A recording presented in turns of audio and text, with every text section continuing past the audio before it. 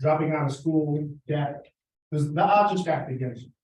So not only did I not start reading fluently in the second grade, I wasn't reading fluently in the third grade. I wasn't reading fluently in the fourth grade.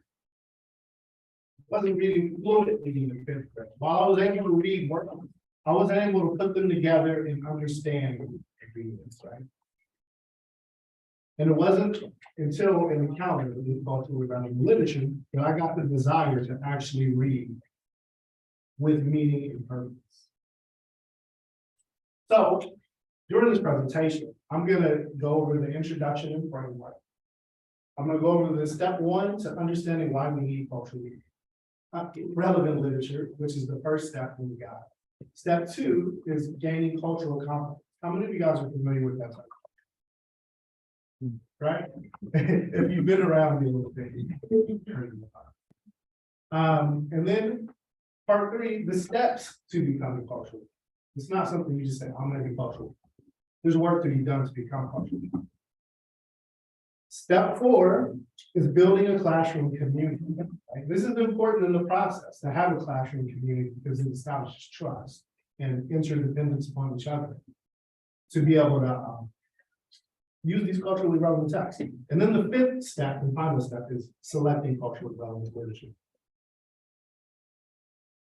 All right, my introduction, like I said, my aim was to create a guide to serve as a resource for first-year compositions instructors that lack published guides on how to select culturally relevant literature for first-year composition. When I got the idea to do this guide, I looked around. I'm not duplicating anyone's work. I didn't see much published literature on how to select culturally relevant texts. So I said it's my duty to do this one, right? All right, so a little bit about me and how my research was informed by my upbringing and my struggles with reading, right? I grew up in Richmond, California, 80s and 90s. Richmond, California was once the murder capital of the United States. The homicide was crazy. If you look at the spike, 93, 94, 95, this is the time where I was struggling the most with my reading. My material conditions at home were so impacted that it affected my academic results, right? It's hard to focus on reading when there's gunshots at home, there's crime in your neighborhood, there's light. So how can you really focus on it if you have any challenge? So my first piece of culturally relevant text was a piece of urban fiction. It was not the best idea to give 11, 12-year-olds a terrible idea. Right? But what was significant about this piece of urban fiction?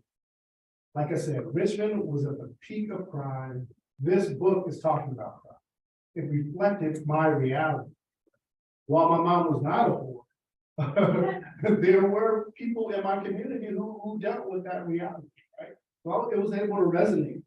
I felt like I was being allowed into the conversations that my uncles were having in the next room when they said, Michelle, get out of here, grown folks are talking. Reading this book, word by word, sentence by sentence, constructing meaning out of these words is what allowed me to get that fire for me. So not only did I finish it in the summer, I read it again with more fluency. I found more books from this one. These are urban fiction legends. Well, my mom did not appreciate me reading though. She was ecstatic that I was reading, that I was passionate about starting to read, that I found that fire. So I can say that this piece of urban fiction, as crazy as it is, kind of changed my life or saved my life. I can't imagine if I had not found this book, would I have an undergraduate degree in English literature? Would I be presenting my master's research in English composition? It wasn't for this book. So, getting into the framework for my research, right? Gloria Ladson-Billings, the theory toward cultural development and pedagogy. She's kind of the grandmother of this theory or this concept, this framework. She's done a lot of research, and she didn't. I don't know if she is the inventor of it, but the work, the concepts go back to bell hooks, right? Dates back to teaching a transgress. I think I found some of the same ideas in teaching a transgress. And then some of the key terms that I'm going to talk about is culturally relevant literature. It's literature that allows students to see themselves in the story. They're an integral part of the story, right? And then cultural competence. It is a range of cognitive, affective, and behavioral linguistic skills that lead to effective and appropriate communication with people of different cultures. All right, here's the framework that I kind of put together for the purposes of this, right? Where we have culturally relevant literature, some of the key terms of pedagogy, cultural competence, and literature itself, right? And then culturally relevant pedagogy, framework that Gloria Lascaux-Billings is about to work. And cultural competence. And then my framework was combining culturally relevant pedagogy with cultural competence to select literature for a first year college. And then my research methods. How did I come to this data? Where did this data come from, right?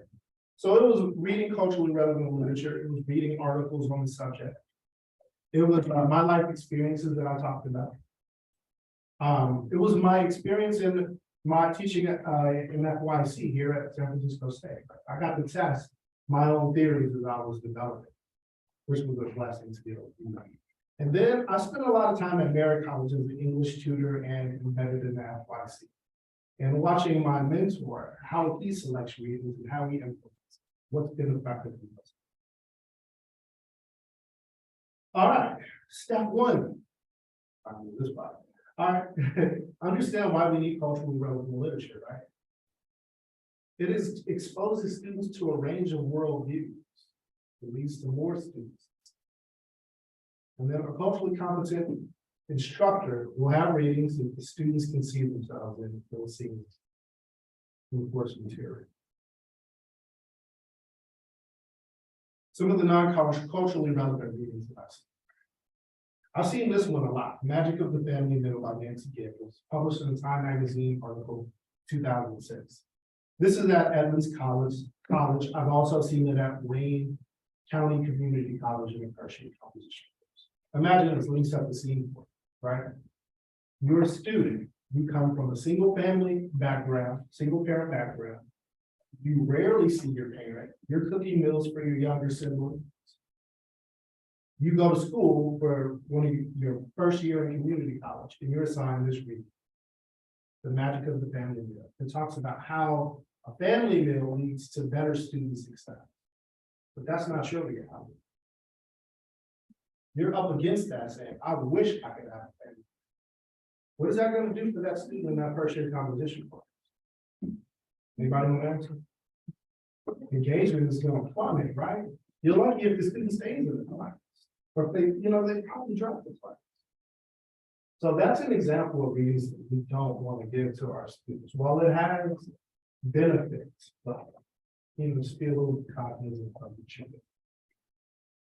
All right, step two, gaining cultural competence. Cultural competence was developed in the medical health industry, right? It was developed for nurses to be able to deal with their clients, right? Their patients, understand their cultures and the nuances and what makes them work and how they can respond, right? If you have a Muslim patient, you understand that you probably don't want to give them a pork chop with their evening meal, right? That's cultural competence, understanding that culture, being able to communicate with them and understand those. And then what is cultural competence? I think I explained that earlier, but being able to communicate across cultures, right? Understanding those cultures, what makes those cultures tick, smaller nuances of those cultures, and how to work with those cultures. And then why should we strive to become culturally competent, right? My opinion is we should all be striving to become culturally competent because it's our moral obligation, right? We want to be able to affect change and better people's lives as educators. It's a moral obligation. And then this book right here, Cultural Competence and Founding for Education, informed a lot of my research on cultural competence for these chapters, these two chapters. And then step three, becoming culturally competent. What does that look like? How do you become culturally competent? It's enough for me to say we should do it, but like how? How do I become culturally competent? What's the steps? What are the actions? The first one is the self-assessment. If you look online, there are quite a few different self-assessment that you can take. Right, it gets you an idea of where you have areas of strength and where you have areas of weakness. And then learn about other cultures. You can go out and you can visit art history museums. They have a ton of museums here in San Francisco that you can learn about other cultures. And then you can create a culturally competent working individual. What do I mean by that? Right? We have faculty from the English department in here. You can lobby your peers to create more culturally competent practices, more culturally competent readings, right? And as Connor spoke about, we share readings. Share those culturally competent readings and research. And then make cultural competence a part of your identity, your lifestyle, right? You want to learn as much about your community as you can, because we all benefited from it. And then classroom community building. Step 4. Get to know your students' cultures, their ethnic backgrounds, and interests. This is in the community building process, right? The beginning of our courses, we spend time building community, doing icebreakers, getting to know each other, finding out what we have in common, right? And then you're going to make annotations of what we have in common. You're going to make annotations about the different cultures in the classroom, what makes people tick, if they share socioeconomic background. And then you're going to build community. You're going to do activities to build community. And then you're going to learn your students' reading preferences. How do they like to read? How do they ingest material? I know a lot of students now, they do audiobooks, they do readings from YouTube, TED Talk from YouTube. So you're going to adjust and meet them where they are in some period. And then step 5, selecting culturally relevant texts. This is an important part. Select readings based on those annotations that you've made, right? You took notes, you understand your students.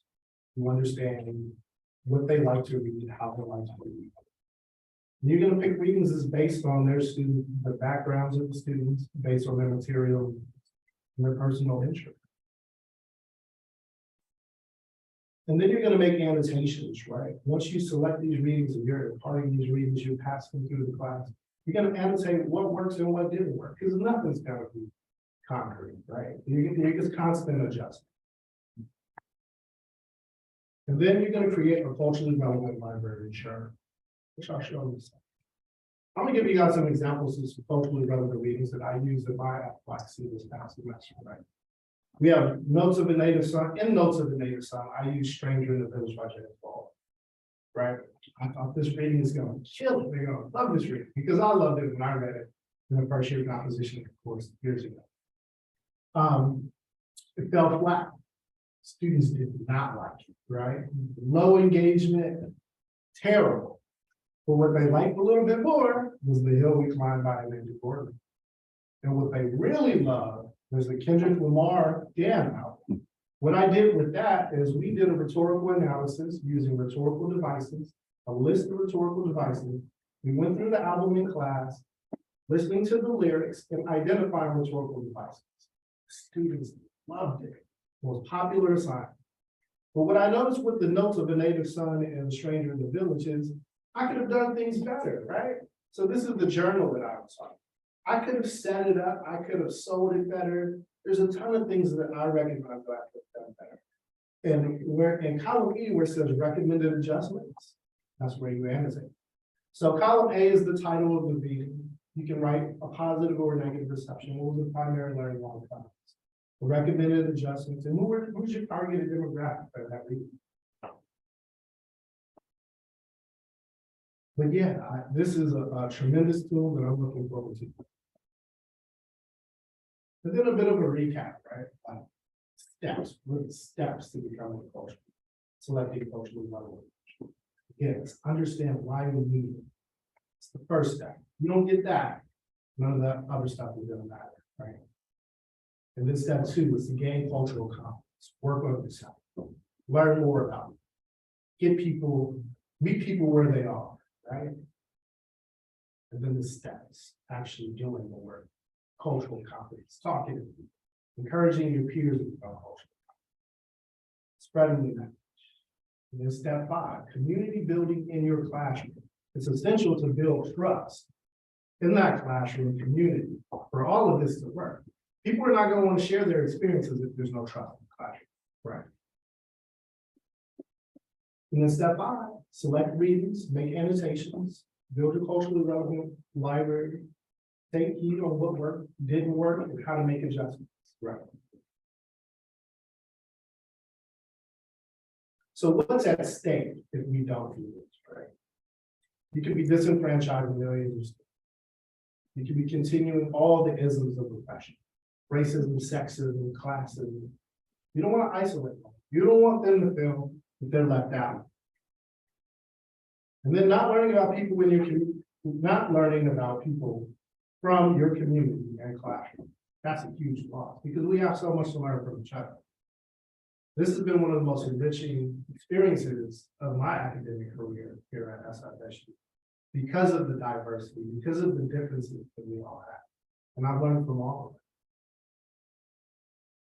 So in conclusion, all in all, we as educators need to move towards providing culturally relevant literature in our first-year composition courses. We should also be focusing on gaining cultural competence because we have a moral obligation to do so. If we're moving toward equity in our field of study, then this should be at the foundation of reform for equity in this field. Everyone benefits, instructors, students, and those around us. Okay.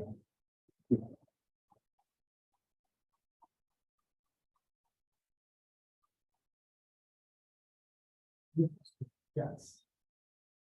So I work in a support role for first-year composition instructors, and something I hear from the instructors I work with quite often is that they want to have their syllabi finalized really early because they can start like a contract with the students to build up to them.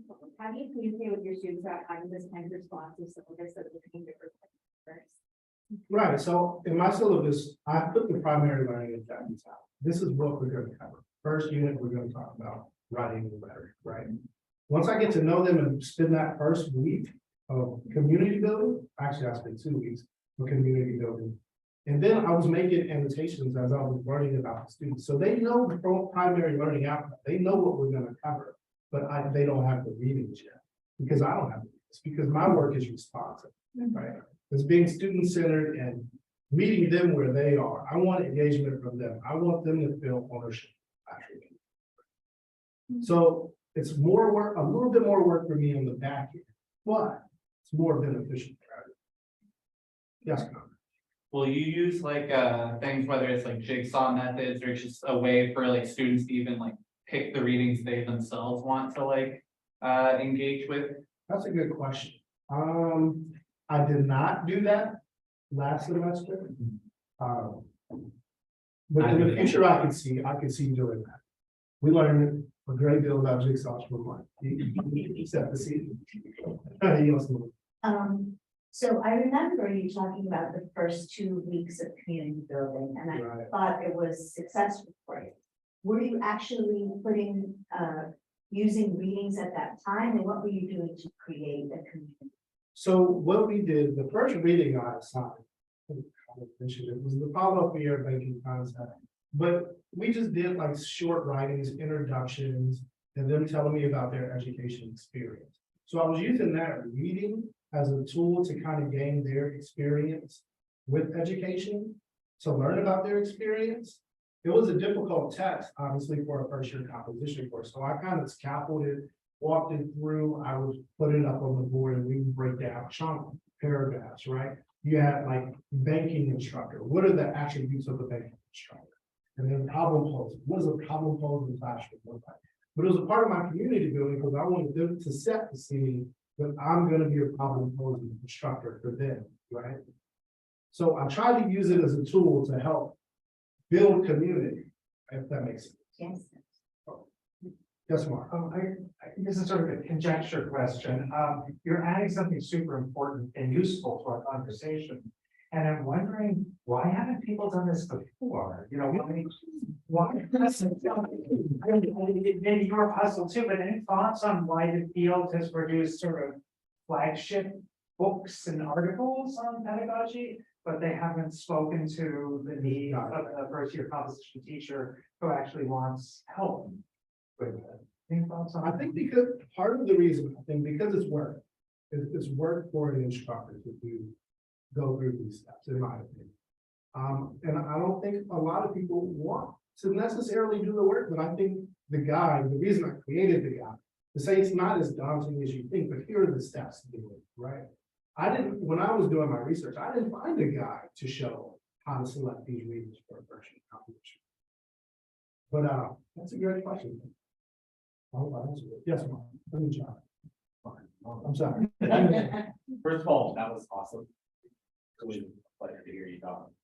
One of the questions I had is like, because I kind of come from this, where you do, we kind of a community college background. And I remember we read the Labs and Buildings piece in Shuggy's class when I took her, but one of the things that always stuck with me was this concern that's just like, I look at the classroom, I look at the night classroom I work in, and it's so remarkably diverse that I find it would be difficult to find like a core common, like social, like competency or leverage through the class. I look at, because like we do stuff, but then we, like about an example, like gentrification.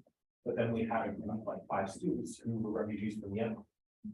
And they had no real connection to that. And we were finding this thing where we have these blocks of students, where every time we were trying to like make a reading that connected with people, one group was getting left out. Yeah. So how do we kind of balance that in these very diverse classrooms? I have my answer. So, does anybody watch the Warriors basketball? No. All right, so with watching the Warriors, right, you see that you have some guys that are gonna be called on, and then there's guys on the bench. And it's not their turn yet, but they'll get a turn, right?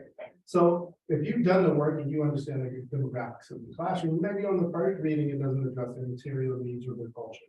Maybe not on the second, but the third, so you're gonna spread out the readings. You're gonna try and address everybody. And if it's not directly to the culture, I don't want people to be confused. Culturally relevant literature is not limited to culture. It's material needs as well, right? You can talk about food deserts in West Oak. That's a culturally relevant reading, right? You can talk about mass incarceration and the prison industrial complex. That's something that covers everybody's culture. Everybody's fed. I feel that everyone knows someone who's been impacted by the prison industrial complex, directly or indirectly, right? So it may not be directly to their culture, but it still could address their material. So for that, it would be an article on immigration, right? This is contract. Follow up, if a similar question, and I think one of the reasons this gets tricky is that sometimes teachers are, time pressed and in a hurry, and it's hard to do all the things they have to do, and then it becomes a checklist. I have a Black author, I have a queer author, I have a woman, like, this doesn't do anything for anybody, I don't think, in the same way that John was talking about, because it's, even your opening text, right? The urban fiction, I forget his name. Yeah, like, it hit you, it grabs you, how do we say like, oh, this represents you? I don't know if that text represents you. No, but it does. It was something that I was interested in. Right. And it was Right. It was going on, that's what was going on in my community. Right. Yeah. Unfortunately. And I think it was just that it was illicit and I was young. I think it was bad words in it that I couldn't say. Things that I couldn't speak about. Yeah, it just gets to the complexity. I think of Jafari McNary. We had him he did a thing for us in the writing program like 2 years ago on microcultures, as a way to sort of think about this in a more nuanced way than the checklist. Like, I have this author and this author, I have the multicultural thing covered. It's always that, microculture is interesting, also tricky, but. Yeah, I think that's where the benefit of reading these materials, right, when you're addressing the issue that they're facing. Yeah. That's important. Yes. Are there any texts that you think are like universal that you keep, every class? I'm gonna hang on to that James Baldwin. Because everybody's felt like a stranger in the village. I don't care who you are or what you've gone through. You felt alone and isolated at a place in your life. That's the one that I'll. Even though it failed, I'll still. Yeah. I wanna know, and this is like half question, half bragging on you, so we're not going to accept it to a doctorate program, like you started with. And I wanna know how you're gonna continue this research. For me, the that takeaway kind of cheat sheet of the annotating, bringing into reflective practices sort of teaching. I would love, ReJeanne, for you to kind of track your own notes of that, like a longitudinal study and some kind of like ethnographic look at how these readings are hitting different demographics at different points in time. So we can talk about that, but I'm curious to hear, like, how do you plan to continue this work? So the doctoral program is in international multicultural education with an emphasis on urban education at University of San Francisco. It's something I'm passionate about. It's work that I've been thinking about since undergrad. I want to continue or jump into the academic discourse around culturally relevant pedagogy. I don't necessarily know what I have to add just yet, but I'm working on it, right? I'm excited to have that opportunity. Yeah.